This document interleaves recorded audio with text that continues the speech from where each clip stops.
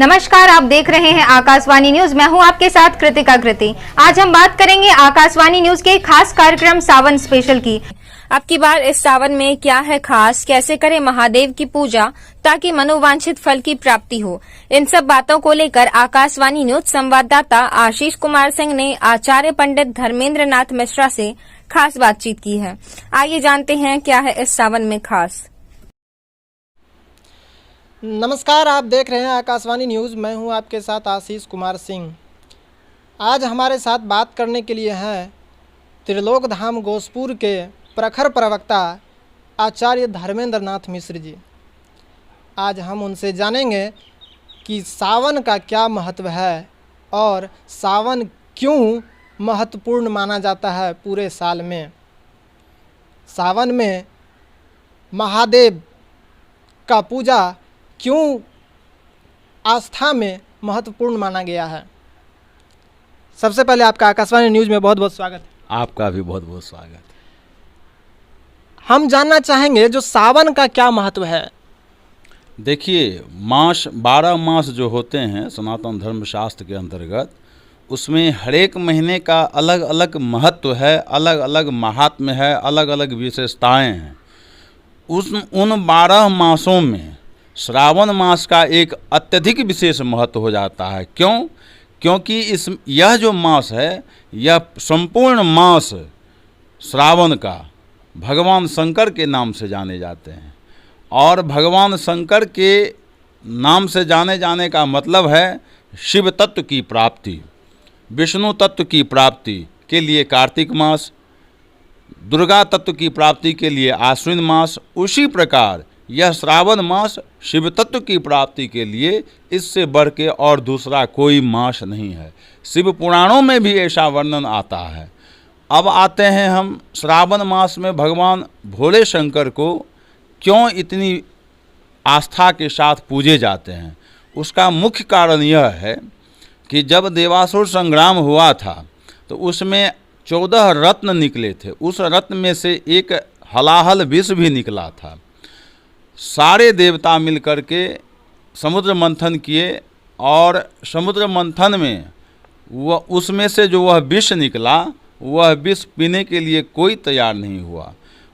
उसके प्रभाव से संपूर्ण देवता, वहाँ की प्रकृति त्राहिमाम होने लगा। तब जाकर के भगवान विष्णु के शरणागत होकर के सारे देवता मिलकर गए और उन्होंने भगवान शंकर के पास गए। भगवान शंकर ने उस विष को पीने में अपनी समर्थता दिखाई, अपनी शक्ति दिखाई और उस विष को भगवान भोले शंकर ने पान कर लिया।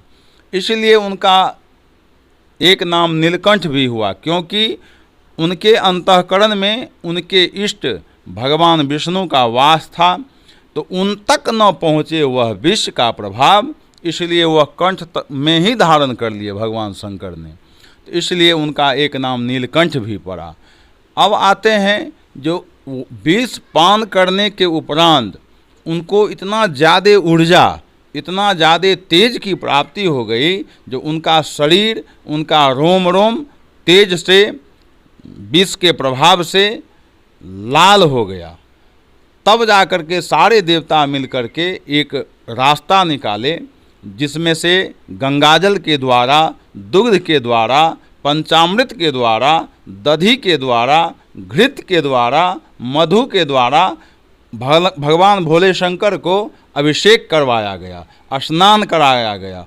और उसी के प्रभाव से उनका विष का जो ताप था वह कम हुआ। तभी से वह महीना था श्रावण का।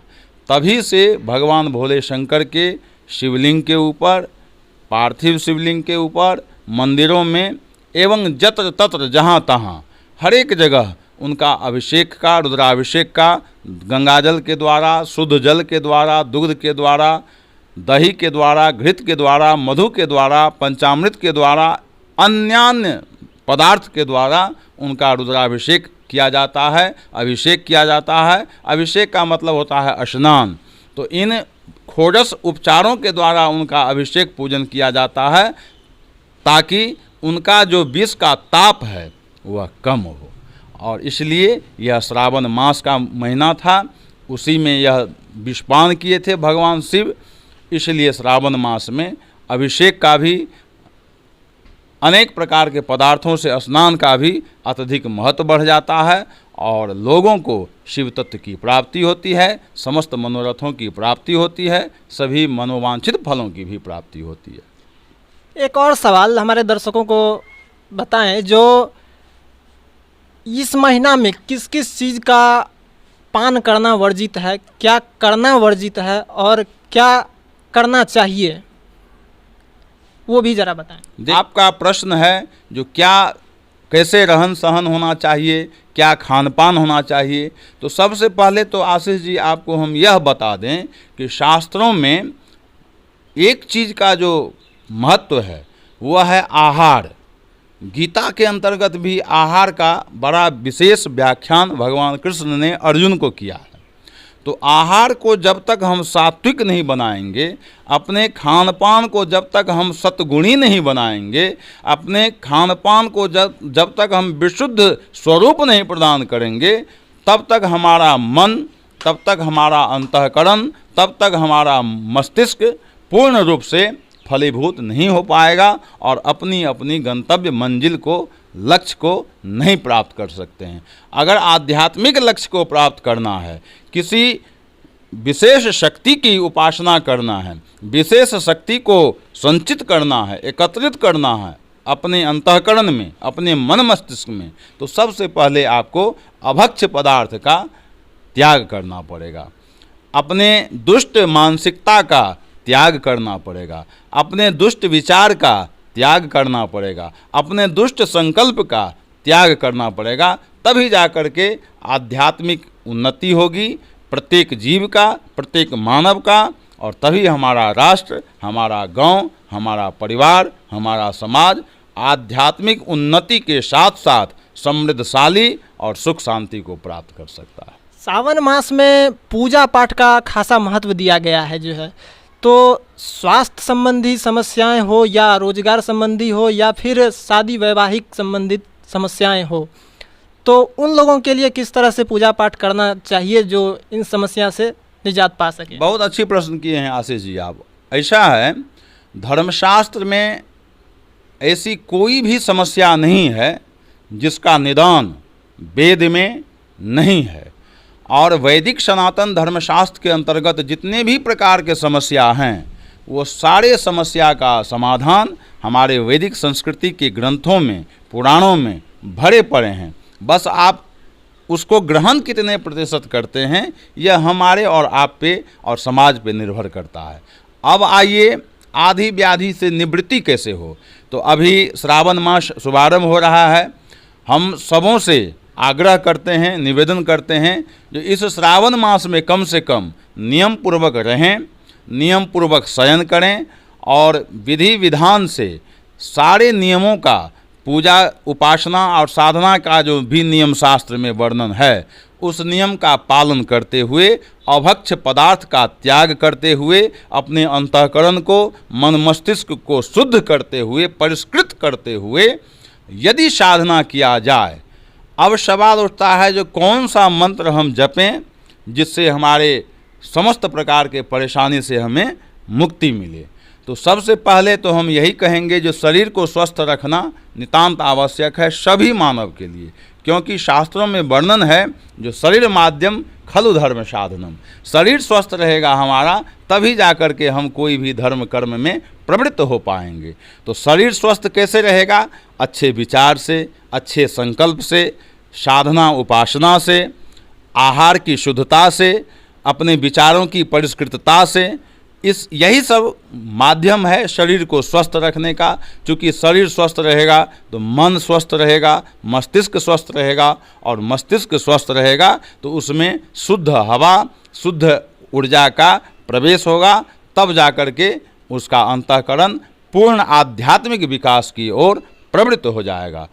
अब आते हैं हम मंत्र पे, जो कौन सा मंत्र ग्रहण करके हम अपने शरीर को स्वस्थ रखें, समस्त प्रकार की परेशानी से मुक्ति हो सके, उसके लिए सबसे बड़ा मंत्र है महामृत्युंजय मंत्र। महामृत्युंजय मंत्र वैदिक मंत्र है, वेद का मंत्र है। शुक्ल यजुर्वेद में वर्णन आता है, ओम हौं ओम जों शः भूर्भुवः स्वः त्र्यंबकं जजामहे सुगंधिं पुष्टिवर्धनम म उर्वारुकमिव बंधनान् मृत्योर्मुक्षीय मामृतात् भूर्भुवः स्वरोम जों सः ओं ओम।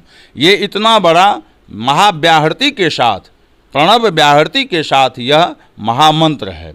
इसको महामृत्युंजय मंत्र बोलते हैं, क्योंकि मृत्युंजय का अर्थ ही होता है जो मृत्यु पर विजय प्राप्त करने वाले देवता हैं भगवान शंकर, इसीलिए उनका नाम महामृत्युंजय, मृत्युंजय पड़ा। अगर इतने बड़े मंत्र यदि हम जाप नहीं कर सकते हैं, कोई भी असमर्थ है कोई जाप करने से, तो एक शास्त्रों में वैकल्पिक व्यवस्था के माध्यम से छोटा सा मंत्र जिसका नाम लघु मृत्युंजय है, वह मंत्र है ओम जूं सह। यदि इस मंत्र का भी यदि कोई विधि पूर्वक 1 माला 2 माला 5 माला 1000 माला का यदि जाप करें और नियम पूर्वक श्रावण मास का पालन करें, तो हम विश्वास के साथ कह सकते हैं धर्मशास्त्र के अंतर्गत जो भी उसका परिणाम है, उसका फलस्वरूप है, उन फल स्वरूप की प्राप्ति सबों को होगा, इसमें कोई संदेह नहीं। शिव की पूजन पे सबका अधिकार है, सभी वर्गों का अधिकार है। इसलिए श्रावण मास में बड़ा ही शुभ मास होता है शिव तत्व की प्राप्ति के लिए, आध्यात्मिक ऊर्जा की प्राप्ति के लिए। इसमें अन्नपूर्णा की भी कृपा हो जाती है सभी मनुष्य के ऊपर, क्योंकि भगवान शंकर और अन्नपूर्णा कोई अलग अलग नहीं हैं, ये दोनों एक हैं, लक्ष्मी एक हैं, गौरी एक हैं। तो इसलिए अगर शिव की आराधना किया जाए, महामृत्युंजय मंत्र का जप किया जाए, लघु मृत्युंजय का जप किया जाए और लक्ष्मी परक मंत्रों का जप किया जाए, तो शिव के साथ साथ गौरी की कृपा तो होगी ही, अखंड सौभाग्य की भी प्राप्ति होगी सभी स्त्रियों के लिए, स्त्री वर्गों के लिए, समूहों के लिए, और सभी मनुष्यों का परम कल्याण होगा और अन्नपूर्णा की भी परम कृपा हो जाएगी। आकाशवाणी न्यूज में समय देने के लिए आपका बहुत बहुत धन्यवाद। बहुत बहुत धन्यवाद आशीष। तो हमारे साथ थे त्रिलोक धाम गोसपुर से प्रखर प्रवक्ता मैथिलविद आचार्य धर्मेंद्र नाथ मिश्र जी, जिन्होंने सावन के ऊपर इतनी सारी जानकारियां दी कि शायद इस बार का सावन सारे भक्तों के लिए बहुत ही मंगलमय बीतेगा। और सारी खबरों को देखने के लिए बने रहे आकाशवाणी न्यूज के साथ। सहयोगी प्रिंस राज के साथ आशीष कुमार सिंह, गोसपुर। साईं हॉस्पिटल, चुन्नी, छातापुर, वार्ड नंबर 1, सुपौल।